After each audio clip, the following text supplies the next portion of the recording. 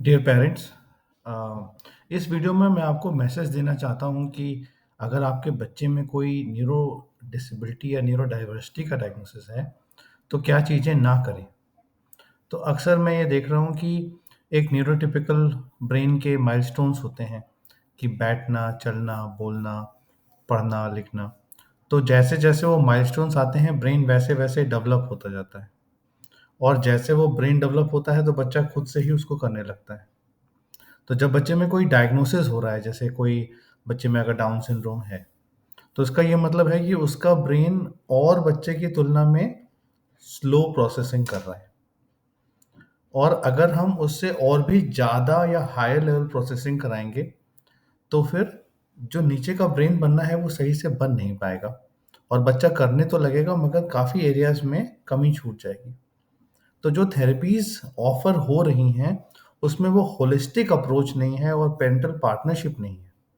तो अक्सर क्या है कि गोल बिल्कुल सीधा है कि बच्चा बस जल्दी से चलने लगे, और अगर उसकी लो मसल टोन है, वो चलने भी लगता है तो भी लो मसल टोन के इम्प्लीकेशंस आ रहे हैं। या बच्चा बोलने लगे तो आप देखेंगे बहुत सारे बच्चे बोल तो रहे हैं मगर साफ नहीं बोल पा रहे हैं।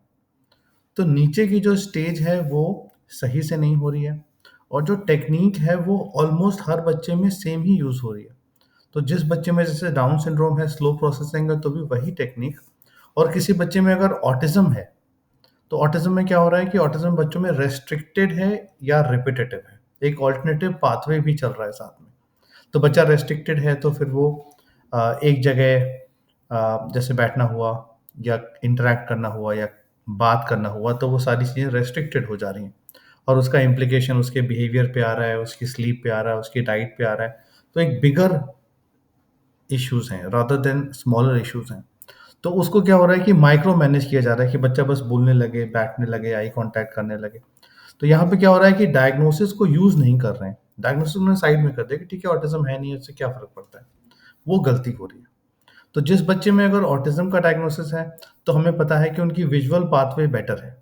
उनकी स्ट्रेंथ है कि वो डिटरमाइंड बच्चे हैं, जो उनको करना है वही वो करना चाहते हैं, दूसरे का पर्सपेक्टिव लेना नहीं चाहते।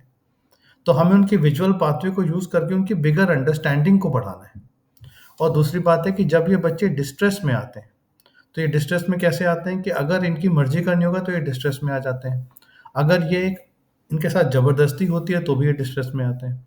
तो ये डिस्ट्रेस में आते हैं तो ये बताएँगे नहीं कि हम डिस्ट्रेस में हैं। तो फिर वो उनके जो अटेंशन स्पैन है वो नैरो हो जाती है। वो एक ही चीज़ को बार-बार करने लगते हैं, रिपिटेटिव हो जाते हैं। तो इससे क्या है कि ब्रेन भी उसी तरीके से बनने लगता है। तो ब्रेन को ऐसे समझना है कि एक मकड़ी के जाले की तरह है कि इन्फॉर्मेशन आई तो वो इन्फॉर्मेशन ब्रेन में स्प्रेड कर गई।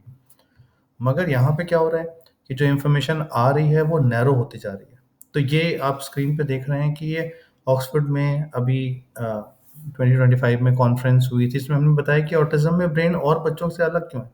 कि उनके ब्रेन में पाथवेज़ एक्सपैंड नहीं कर रहे हैं, एक ही तरीके से जा रहे हैं, रेस्ट्रिक्टेड हो रहे हैं। तो वो पाथवे अगर एक ही तरीके से जा रहे हैं तो पाथवे ओवरलोड भी होते हैं, पाथवे रिपिटेटिव भी होते हैं। तो हम फिर उसको ठीक करने लगते हैं रादर देन पाथवे को एक्सपैंड करने के लिए, क्योंकि विजुअल स्ट्रैटेजीज़ एक काम एनवायरनमेंट से आराम से किया जा सकता है।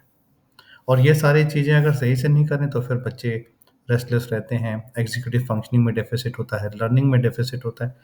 उसके बाद बच्चे स्कूल में सेटल नहीं हो पाते, और हो भी जाते हैं तो एक लेवल के बाद आगे नहीं बढ़ते। तो आप परेशान रहते हैं। तो इम्पोर्टेंट ये है कि आपके बच्चे का ब्रेन कैसा बना हुआ है वो समझना है। उसके लिए कौन-सी टेक्नीक यूज़ करनी है घर में, कैसे रिस्पॉन्ड करना है, गोल्स क्या हैं, इमीडिएट गोल्स क्या हैं, वो इम्पोर्टेंट है। अगर बच्चे का लेवल 2 है और लेवल 5 का आप काम कर रहे हैं, तो नई-नई समस्या पैदा होगी।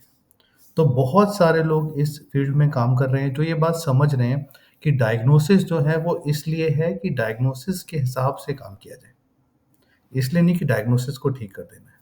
तो जो कॉमन डायग्नोसिस आप देखेंगे वो है ब्रेन इंजरी।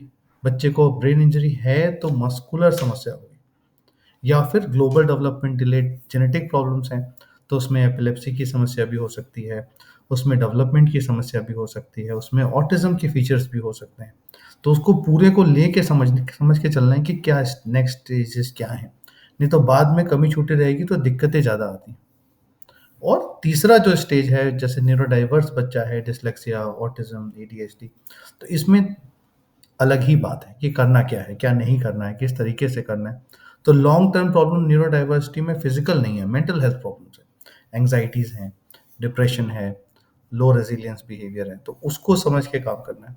तो ये सारी जानकारी आपको जीनियस लेन ऐप में मिल जाती है, और आप माई जीनियस लेन ऐप अगर जाएंगे तो डाउनलोड करके ये सारी जानकारी आप फ्री में देख सकते हैं। और अगर आपको लगता है कि आपके बच्चे का सही ट्रीटमेंट नहीं चल रहा है, आपको सही इवैल्यूएशन चाहिए, तो उसके लिए हमने ब्रेन अर्ली स्किल टेस्ट बनाया हुआ है, जिससे हम बच्चे की प्रोफाइल करके उसको उसकी नीड में क्या करना है वो बता सकते हैं। और ये अभी आप कहीं भी रह के हमारे प्रोग्राम को कर सकते हैं, और पिछले 11 साल से हम इस प्रोग्राम को कर रहे हैं। और अब से ये एजुकेशनल एक्टिविटीज़ आपके लिए अवेलेबल हैं। आप एजुकेशनल एक्टिविटीज़ में जुड़िए, समझिए कि प्रॉब्लम क्या है, सॉल्यूशन क्या है, तो आप देखेंगे कि चीज़ें आसान हो जाएँगी, नहीं तो चीज़ें बहुत मुश्किल रहती हैं। Thank you, and I hope आपको सही हेल्प मिल सके।